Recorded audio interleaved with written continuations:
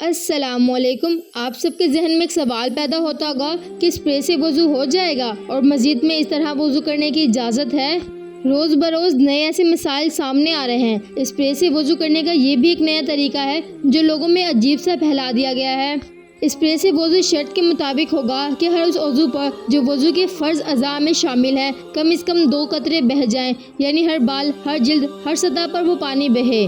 مثال کے طور پر کوہنی سے لے کر ناخنوں تک پورے ہاتھ کو دھونا فرض ہے۔ اگر ان سب حصوں پر صرف ہلکا سا اسپرے ہو جائے اور 2-3 قطرے کہیں ٹپک جائیں تو یہ کہنا کہ 2 قطرے بہہ گئے یہ کافی نہیں، بلکہ ہر جگہ سے پانی بہنا ضروری ہے، تبھی یہ دھونا کہلائے گا۔ تو اسپرے سے میرا خیال ہے کہ مسح تو ہو سکتا ہے، لیکن جو وضو میں دھونا مقصود ہے وہ طریقہ اس میں موجود نہیں۔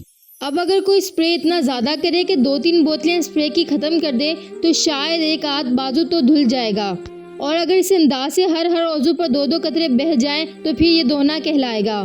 بالخصوص سر کا مسح اس طریقے سے الگ ہے۔ چوتھائی سر کا حصہ صرف فرض ہے اور پورے سر کا حصہ سنت مبارکہ ہے۔ ساتھ ہی یہ بات بھی یاد رکھنی چاہیے کہ وضو میں کئی چیزیں سنت موقدہ ہیں، اور اگر کوئی ان سنتوں کو چھوڑنے کا عادی بن جائے تو وہ گناہ گار ہوتا ہے۔ لہٰذا ان نئے طریقوں پر عمل کرنے کے بجائے وضو کو اس طریقے سے کرنا چاہیے جو شریعت میں مقرر کیا گیا ہے۔ اور پھر مسجدوں میں کوئی بیٹھ کر اسپرے سے وضو کرے اور کہے کہ میں اس طرح وضو کر لوں گا تاکہ مسجد میں پانی قطروں سے محفوظ رہے، تو یہ بھی ایک بہت مشکل کام ہے۔ مسجد کو پانی اور گندگی سے بچانا فرض ہے، تو اس کا بھی خاص خیال رکھنا ہے۔ یہ بہت مشقت والا کام ہے۔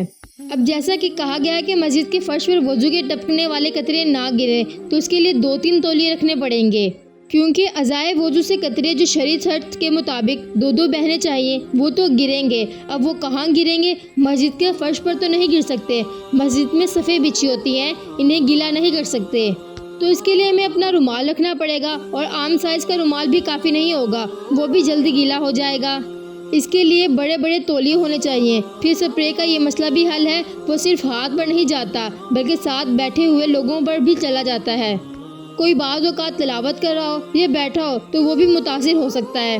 تو یہ طریقہ کوئی پسندیدہ طریقہ نہیں۔ مساجد میں جبکہ وضو خانے موجود ہیں، گھروں میں بھی وضو کی سہولتیں موجود ہیں، بالخصوص مسجد نبوی شریف، مسجد الحرام، وہاں تو بڑے پیمانے پر بہترین وضو کی سہولتیں موجود ہیں۔ تو انسان کو چاہیے کہ وہ انہیں مقامات پر جا کر مکمل سنتوں اور